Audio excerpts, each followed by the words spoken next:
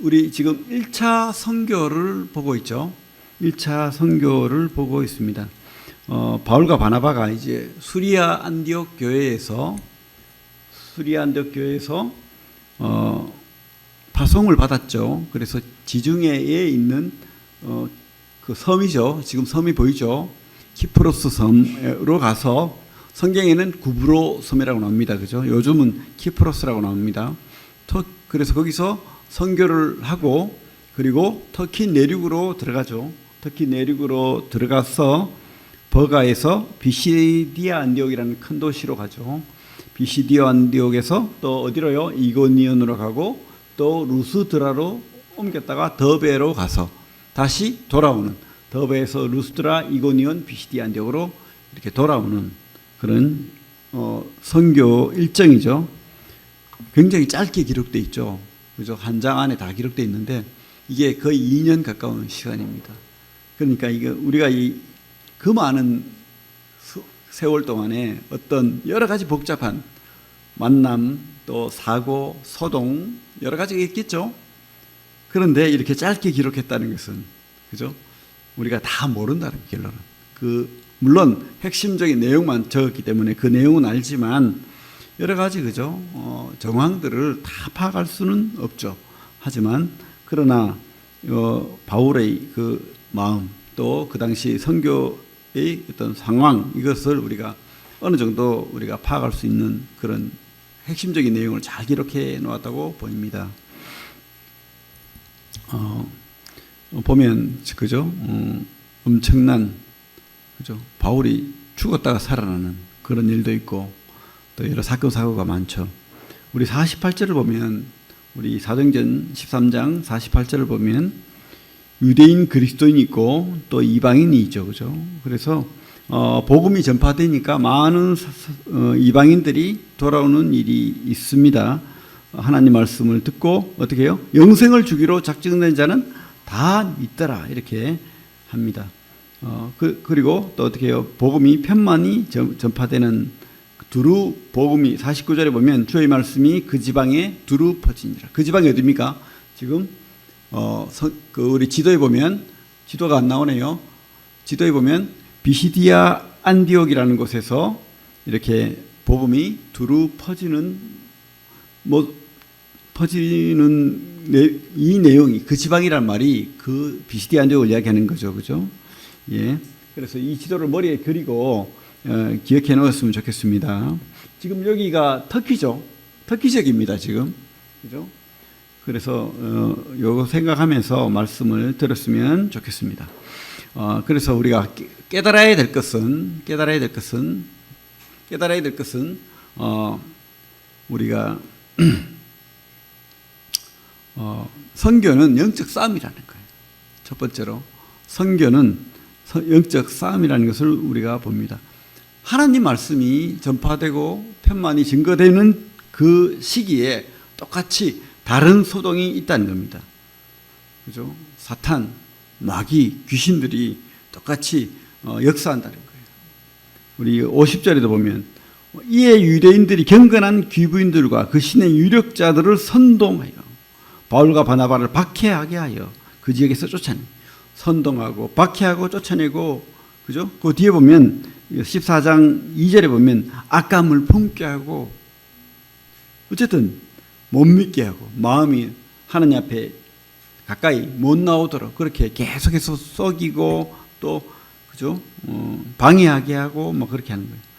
이게 그들이 하는 행동이지만 그 뒤에는 마귀의 역사가 있다는 거예요. 여러분 기억해야 됩니다. 내가 하는 행동 아니면 교회에서 어떤 일, 이 이면에 다른 역사하는 영이 있다는 것을, 우리 사도행전이 성령행전이라고 하잖아요.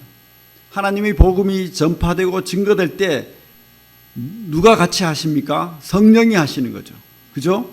그것처럼 이 지금 하나님 말씀을 방해하고, 그죠? 막고 또 선동하고 악감을 품게 하는 그 이면에는 귀신의 역사도 있다는 것을 꼭 기억해야 됩니다. 그래서 이것이 하나님의 역사인지 아니면 마귀의 역사인지 우리가 늘 분별하는 그런 우리 성도님들 되기를 바랍니다. 영적 싸움이 있다는 것을 기억해야 됩니다. 창세기부터 그렇잖아요. 주님이 하나님 말씀이 선악과 먹지 마라, 반드시 죽는다 이랬는데 마귀는 결코 죽지 않는다. 바로 하나님 말씀이, 하나님 역사가 있으면 바로 마귀의 역사도 있다는 거예요, 같이. 그래서 첫 번째로 기억해야 될 것은 소란이 있다는 거예요. 지금 하나님의 말씀이 이렇게 증거될 때 꼭 소란이 일어날 때 여러분 생각하십시오. 지금 제대로 하나님이 역사가 있구나. 그죠? 하나님 역사가. 복음이 전파되면 방해하는 어떤 일이 있어요. 저도 그런 미련하고 어리석은 실수를 할 때도 있지만 꼭 보면 옛날에 그 가정예배를 드린다고 앉으면 이상하게 내 마음속에 마귀가, 그죠? 무언가를 불편하게 하고 화나게 하고 소리 지르게 하고 또 애들이 그죠? 소란스럽게 한다든지 아내하고 다툼을 시작한다든지 그렇게 되더라고요. 그런데 여러분 기억하셔야 됩니다. 그것은 악한 영의 역사일 수 있다는 것을. 여러분 하나님이 일을 하거나 하나님을 선택해서 뭘 하거나 할 때 꼭 이런 일이 있을 수 있다는 것을 염두에 두고 기도해야 됩니다. 그죠? 그래서 항상 보면 우리 사도들도 금식하며 중요한 일을 앞두고는 항상 금식하며 기도했다 이렇게 돼 있죠. 그만큼 하나님의 그 은혜가 필요한 겁니다. 그래서 우리가 말씀을 전하거나 또 복음을 전하거나 하나님 일을 하거나 할 때 우리는 무엇보다 내 능력, 내 힘만 의지하면 안 됩니다. 그죠? 하나님 앞에 진짜 간절한 마음으로 기도하고 그렇게 해야 될 줄로 믿습니다. 마귀의 역사가 일어나죠. 그래서 어떻게 해요? 누군가는 하나님을 선택하고 누군가는 또 허다한 참 방해하는 그 유대인들을 또 이렇게 선택하는 모습을 보이게 됩니다. 4절에 보면 그런 말씀이 있잖아요.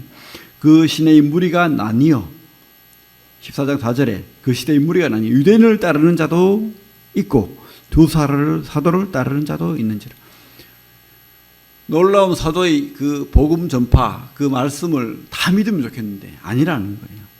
우리 13장 보시면 알겠지만 50절에 유대인들이 경건한 귀부인들과 그 신의 유력한 자들을 선동하여, 선동이 된다는 거예요.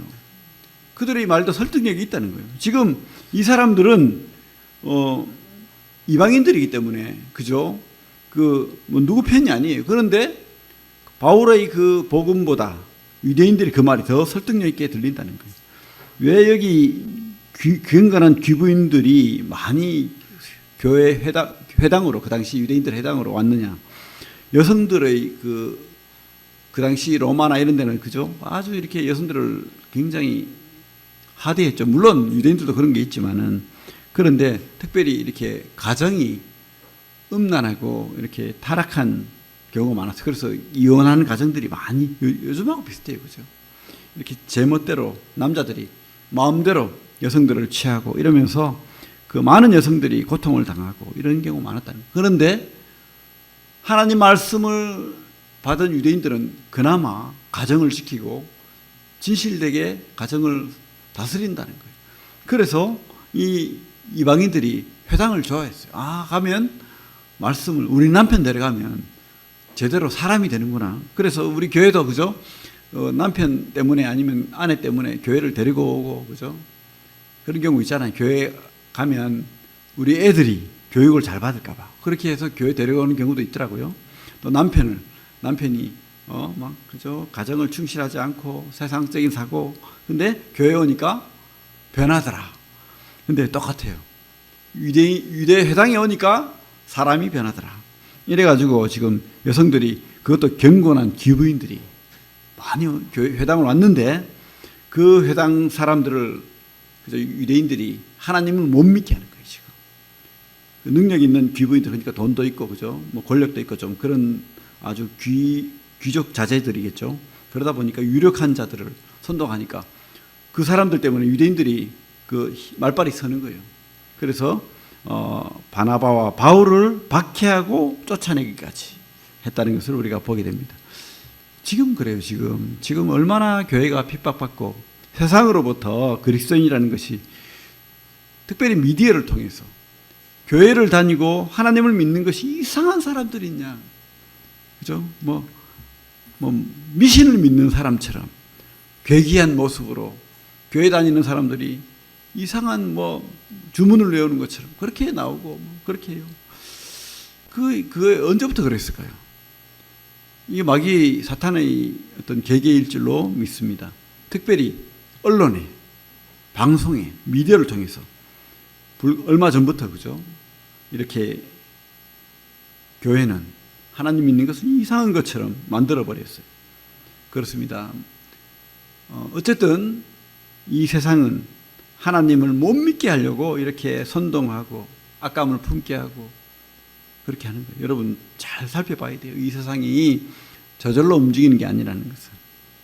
악한 영이 반드시 그 역사가 있다는 것을 우리가 꿰뚫어 봐야 될 줄로 믿습니다. 선교는 그래서요, 영적 싸움입니다. 복음을 전하는 것, 교회를 섬기는 것은 영적 싸움이라는 것을 여러분 기억해야 됩니다. 그냥 내가 믿으면 믿고 안 믿으면 안 믿고 그게 아니에요. 내가 하나님의 그 성령의 역사를, 성령의 은혜를 또 충만함을 받든지 아니면 잘못되면 어떻게 해요?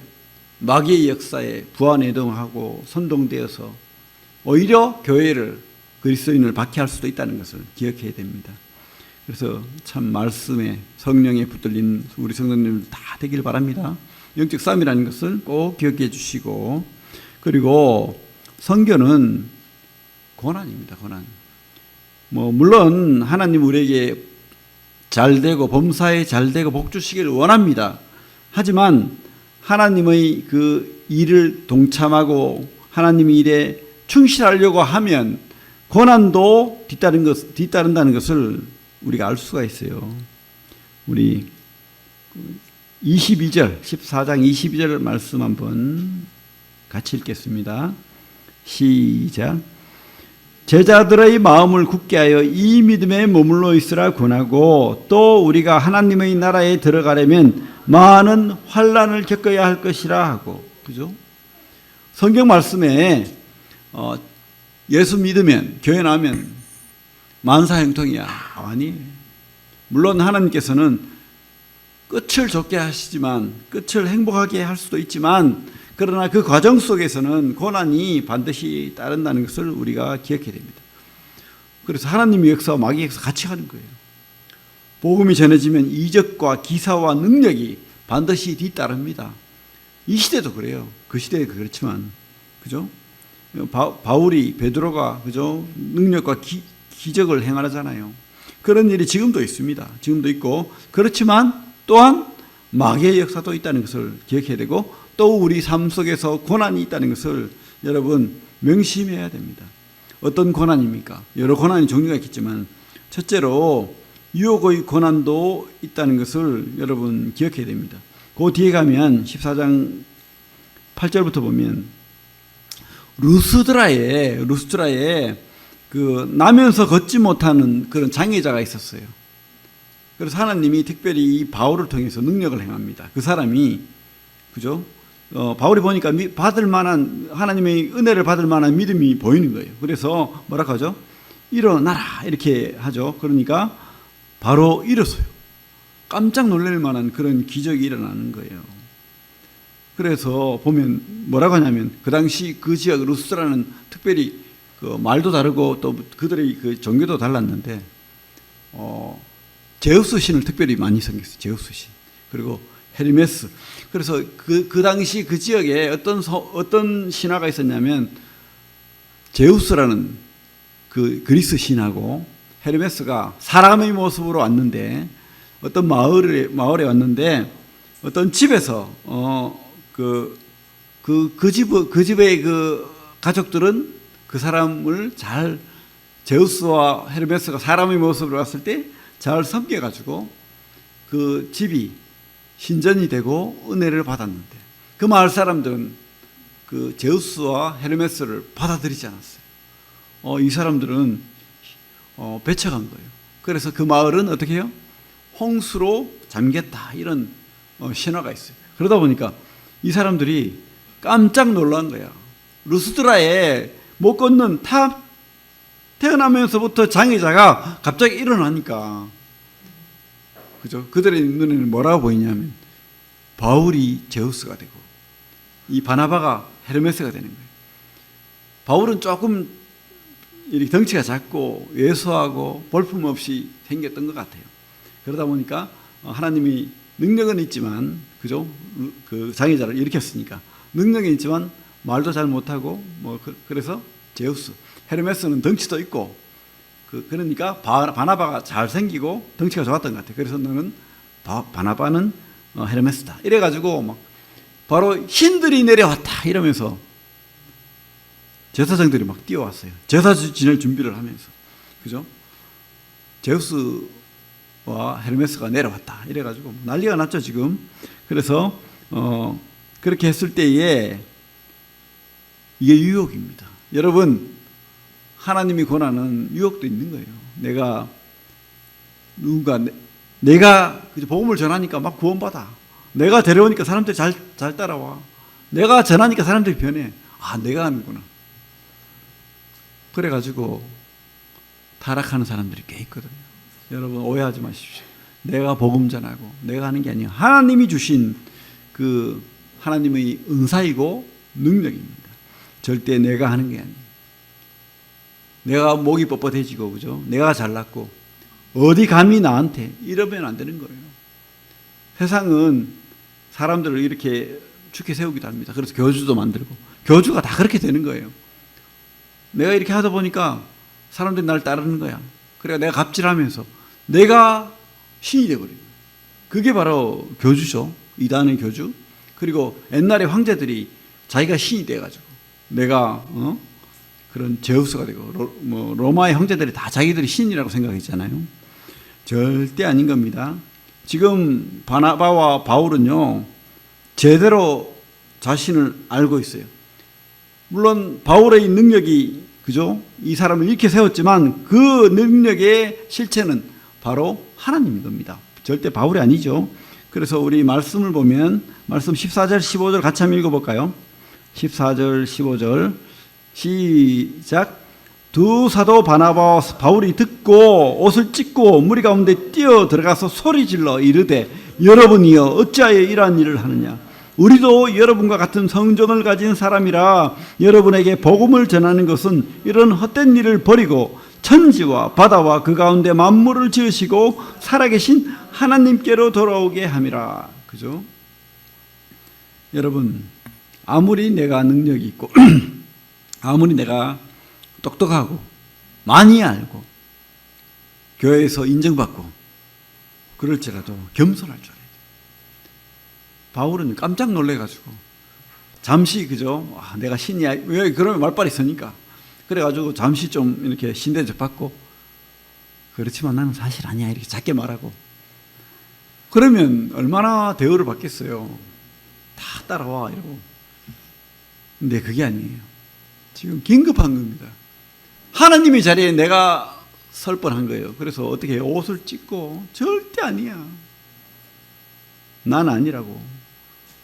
여러분들이 모르는 그 제우스와 그 헤르메스가 아니고 진짜 하나님이 계셔. 이렇게, 그죠? 하나님께로 그 영광을 돌리면서 하나님을 전하고 있는 겁니다. 이렇게 하니까 뒤에 가면 알겠지만 다 떠나가 버려요. 말빨이 안 서는 겁니다. 근데 그게 진짜잖아요.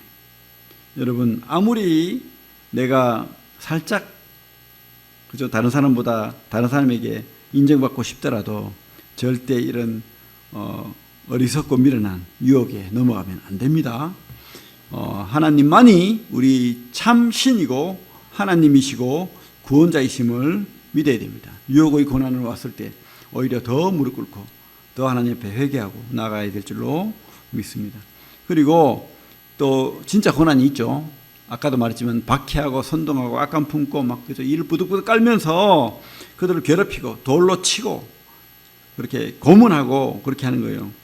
19절에 보면 유대인들이 뭐 그렇게 하니까 그죠? 무리들이 그죠? 다 또 유대인들의 말을 듣고 이렇게 다 부안해동하는 거죠. 그래서 19절부터 22절 같이 한번 읽어보겠습니다. 19절부터 22절 시작. 유대인들이 안디옥과 이고니온에서 와서 무리를 충동하니 그들이 돌로 바울을 쳐서 죽은 줄로 알고 시외로 끌어내치니라. 제자들이 둘러섰을 때에 바울이 일어나 그 성에 들어갔다가 이튿날 바나바와 함께 더베로 가서 복음을 그 성에서 전하여 많은 사람을 제자로 삼고 루스드라와 이고니온과 안디옥으로 돌아가서 제자들의 마음을 굳게 하여 이 믿음에 머물러 있으라 권하고 우리가 하나님의 나라에 들어가려면 많은 환난을 겪어야 할 것이라 하고. 그죠? 고난은 어찌 생각하면 여러분 하나님 믿는 사람은 반드시 제대로 믿는 사람은 고난이 있는 겁니다. 전혀 하나님 안 믿고 뭐 하나님 믿는데 뭐 고난이 없다 그러면 참 복은 복이에요. 복은 복인데 내가 또 제대로 살고 있는가 한번 검토해 봐야 됩니다. 어떤 분이 그렇게 말했어요. 고난은 영적 탈곡기다. 어떻게 해요? 우리 밥을 해 먹으려면 탈곡을 해야 되잖아요. 껍질이 벗겨져야 되는 거예요. 그것처럼 우리가 고난을 통과해야 제대로 알곡이 나오는 거예요. 그죠? 아무 어려움도 겪지 않은 그런 사람은 하나님의 일을 제대로 해낼 수 없는 겁니다. 알곡이 나올 수 없는 거예요, 내 속에서. 그래서 우리가 이 고난을 당할 때에 하나님께서 나를 훈련하신다. 내가 지금 영적 탈곡기를 지금 거치고 아주 맛있는 밥이 되어가고 있다. 이렇게 생각하시면 돼요. 알곡이 되어가고 있다. 이렇게 생각하시면 됩니다. 항상 우리에게 준비된 것이 그런 박해와 고난이 있을 줄로 믿습니다. 우리가 복음을 전하면 뭐 전하라고 누가 막 그렇게 하지 않잖아요. 그 사람이 반박하든지 누가 또 방해하든지 그렇게 할 겁니다. 그럴 때마다 내가 하나님을 제대로 하고 있구나 이렇게 생각하고 하나님 앞에 영적 탈곡기를 거쳐야 되겠다 이런 생각을 하시면 됩니다. 하나님 나라에 들어가려면 어떻게 해요? 많은 환난을 겪어야 한다. 이것이 바로 우리가 믿음의 사람들이 반드시 지나야 될 그런 과정인 것으로 믿습니다. 지금 근데 또 우리는 사실 편하죠. 너무 편한 시대에 살고 있고 특별히 우리나라는 영적으로 그렇게 고난이 있다고 말할 수 없어요. 북한, 아랍, 중공 그죠? 그런 나라들. 지금도 제 밑에 가면 순교의설이라는 책자가 와 있는데 거기에 갇혀 있는 10년째, 20년째 갇혀서 고문당하고 괴롭힘 당하는 특별히 북한에서 잡혀 있는 그런 선교사들 또 성도들을 생각하면 여러분 그분들을 위해서 꼭 기도해 주시고 빨리 그런 하나님의 나라가 이루어져서 그런 고통 속에서 헤어나기를 좀 기도해 주시기 바랍니다. 지금도 수많은 사람들이 순교합니다. 우리가 알지 못하는 많은 사람들이 믿음 때문에 그죠? 순교하고 괴롭힘 당해요. 참 우리가 감당하지 못할 그런 어려움, 고통을 당한다고 들었습니다. 그런 거 생각하면 우리는 너무 편하게 신앙생활을 하지 않나 이런 생각을 합니다. 그럴수록 더 우리가 결단하고 하나님 앞에 우리가 하나님이 준 평화를 선용하시기 바랍니다. 그죠? 더 하나님 앞에 나아가고 더 기도하고 더 하나님을 전하기 위해서 노력하고 그렇게 해야 될 줄로 믿습니다. 오히려 이렇게 평화의 시기에 더 영적으로 하나님 앞에 죽은 영혼들이 그죠? 지금 그 속에서는 살려달라고 부르짖고 있다는 것을 봐야 됩니다. 그들을 위해서 기도하고 복음을 전해야 될 줄로 믿습니다. 오늘 우리 그 말씀을 보면 19절에 유대인들이 안디옥과 이고니온에서 와서 무리를 충동하니 그들이 돌로 바울을 쳐서 죽은 줄로 알고. 근데 제가 볼 때는 반드시 이때 죽은 것 같아요. 그래서 그 고린도후서에 보면 돌로 맞았다라고 돼 있죠. 그리고 고린도서 12장에 가면 삼층천 하늘에 내 영이 빠져나가서 갔다 왔다는 표현이 나옵니다. 그래서 아마 이때 바울이 죽은 경험을 하지 않았나. 우리가 그걸 뭐라고 하죠? 영이 빠져나갔다 돌아오는 것을 그죠? 그 과정을 겪지 않았나 하는 생각이 듭니다. 바울이 돌로 맞아서 이때 이제 그 20절에 보면 이렇게 돼 있죠. 제자들이 둘러섰을 때에. 그죠? 그 뒤에 보면 16장 한번 볼게요. 뒤에 사도행전 16장. 사도행전 16장 보면 1절에 뭐라고 돼 있죠? 바울이 더베와 루스드라에도 이름에 거기 디모데라는 제자가 있으니 그 어머니는 믿는 유대 여자요 아버지는 헬라인이라. 그래서 성경에 보면 그 디모데서에 나오죠. 그 디모데서 1장 5절에 나오죠. 유니게와 어머니 이름은 유니게, 외조모 이름은 로이스 이렇게 나오는데 이 당시에 그 바울이 죽었을 당시에 이 루스라에 있는 성도들이 바울이 돌에 맞아 죽었다는 소문을 듣고 빨리 왔을 거예요. 와가지고 어떻게 해요? 제자들이 둘러서서 기도했다는 거예요. 하나님, 이 우리에게 복음을 전하고 또 그저 1년이 넘도록 2년 가까이 우리에게 복음을 가르쳤던 이 바울 사도를 살려주십시오. 우리에게 꼭 필요한 분입니다. 하나님 나라에 꼭 필요한 분입니다. 이렇게 간절하게 기도하지 않았겠어요? 그랬을 때 어떻게 해요? 바울이 일어나 죽었는데 갑자기 살아난 거예요. 일어나 그 성에 들어갔다가 이튿날 바나바와 함께 더베로 가서 죽었었는데 돌에 맞아 죽었었는데 살아난 거예요. 부활한 겁니다. 하나님이 살려준 거죠. 쉽게 말하면. 그래서 이제 다시 더베와 루스트라와 이고니온과 비시디안 지역으로 돌아가면서 이렇게 하나님의 복음을 또 다시 전하고 또 교회를 세우고 또 장로를 세우고 그렇게 해나갔던 것을 보게 됩니다. 성도의 삶은 참 평안하면 좋죠. 평안하고 잘 되면 감사하십시오. 찬송하십시오.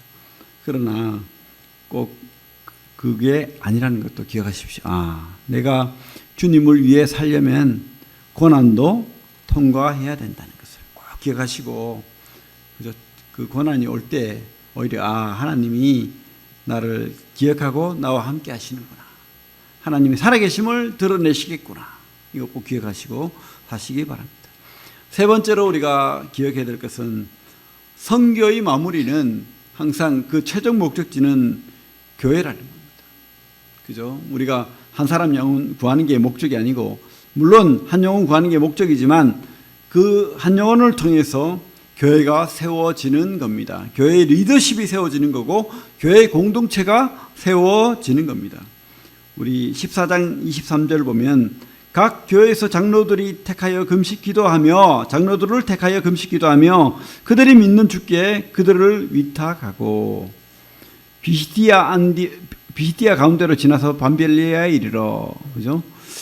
오히려 이 사람들이 지금 계속 아마 이 지역마다 6개월 이상 이렇게 말씀을 가르치고 양육하고 그렇게 교회 공동체를 세워 나갔을 거예요. 그 속에서 아마 성경과 또 교사로서의 능력과 또 영성이 있는 사람들이 많이 일어났을 줄로 믿습니다. 그래서 교회를 이제 세워 나가는데 그런데요, 교회 공동체는 그냥 공동체로 있으면 안 되는 거예요. 교회 공동체는 반드시 몸된 교회가 질서 있는 교회가 되어야 됩니다. 리더십이 살아있는 교회가 되어야 됩니다. 왜냐하면 마귀가 우는 사자같이 삼킬 자를 찾고 있기 때문에 지금 벌써 유대인들이 그 믿는 자들을 괴롭히기 위해서 선동하고 악감을 품게 하고 또 이상한 이단의 그 사상을 전파하고 그렇게 하잖아요. 이 당시에 이단들은요, 헬라 철학의 그런 사상을 가진 이단들이 교회에 들어오고 또 어떻게 유대인들의 율법을 가지고 교회에 들어오고 그러면서 이 순수한 주님에 대한 믿음 또 복음에 대한 믿음, 주님의 살아계심, 하나님이 살아계심, 그리고 부활의 믿음, 또 다시 오실 주님에 대한 믿음, 이런 믿음들을 계속해서 잘못된 믿음으로 헛된 믿음으로 이렇게 희석시키는 이단들이 참 많았다는 거예요. 영주의주의라든지 율법주의라든지 또 플라톤 철학이라든지 이런 것들이 계속해서 교회를 어지럽히는데 그럴 때마다 누가 나서서 이 양들을 보살펴야 됩니까? 바로 그게 바로 교회 리더십이죠. 교회 장로들인 겁니다. 그래서 각 교회 장로들을 택하여 금식 기도하여 맡기는 겁니다. 여러분, 교회는요, 일꾼이 있어요. 일꾼이. 그냥 너도 형제 나도 형제 그래가지고 좋아. 물론 그래가지고 잘 될 수도 있지만, 그러나 교회는 파수꾼이 있어야 되고 또 목자가 있어야 되고, 이 파수꾼과 목자가 바로 교사가 되어야 되는 겁니다. 그래서 철학으로부터 우상 숭배로부터 이단적인 믿음으로부터 이들을 지키고 양들을 보호해야 되는 거죠. 그래서 이 교회가 바로 이런 질서가 세워져 가야 됩니다. 양육과 교육이 잘 시행되고, 그죠? 그래서 일꾼이 필요한 거예요. 일꾼이. 그 일꾼이 바로 이 장로들이죠. 각 교회에서 장로들을 택하여. 여러분, 우리 청년들 장로의 꿈을 꾸시고 교회 일꾼의 꿈을 꾸시고 기도하시기 바랍니다. 그런데 준비되지 않으면 될 수가 없어요. 여러분, 준비하십시오. 기도하십시오. 그리고 훈련하십시오. 그죠? 어떻게 해요? 말씀으로, 기도로. 여러분, 열심히 배우고 열심히, 그죠? 공부해야 됩니다. 그냥 뭐 되는 게 아니죠. 지식이 없으면 어떻게 그 헬라 철학을 막아내겠습니까? 율법주의를 막아내겠습니까? 성경을 모르고, 그죠? 할 수 없는 거죠. 그리고 영성이 없이 어떻게 이상한 그 체험적인 이단들을 막아내겠습니까? 우리가 먼저 배워야 됩니다. 바울이, 우리 앞에 보면 바울이 그렇게 하고 있어요.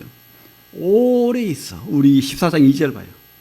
그러나 순종하지 아니하는 유대인들이 이방인들이 마음을 선동하여 형제들에게 악감을 품게 하거늘 두 사자가 오래 있어 주를 힘입어 담대히 말하니. 아마 이게 한 1년 반에서 2년 가까이 됐을 줄로 믿습니다. 어쨌든 배워야 되는 과정입니다. 저절로 되는 게 아닙니다. 그래서 교회는 학교가 돼야 돼요. 여러분, 교회는 학교입니다. 교회가 그냥, 물론 예배 드리는 장소 맞죠? 친교하는 장소 맞습니다. 하지만 교회는 학교입니다. 그리고 여러분들이 배워야 됩니다. 또 교사 돼야 되죠. 주일학교도 어린아이부터 또 학생, 청년들 다 배워야 되고, 어른들도 배워야 되는 거예요. 늘 배워야 되는 겁니다. 그 학교가 돼야 될 줄로 믿습니다.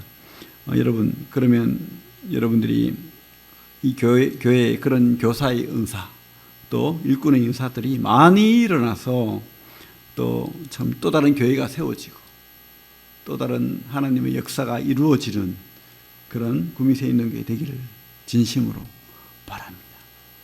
그죠? 꿈을 꾸십시오. 근데 과정들이 있다는 거. 먼저 겸손하게 배워야 돼요. 조금 안다고 부안해도 가면 안 되는 거예요. 그죠? 항상 더 배우기를 힘쓰고 또 기도하고 그렇게 다들 일꾼이 되기를. 그러면서 여러분들이 열심히 살면 하나님이 인정하고 먼저, 그리고 성도들이 인정할 거예요. 그러면 여러분들을 세워줄 줄로 믿습니다. 반드시 여러분들, 그죠? 보여요, 눈에. 그래서 누가 나를 안 세워주나 그런 말할 필요가 없어요. 하나님이 세우시는 겁니다. 한 번도 그렇게 하지 않은 적이 없어요.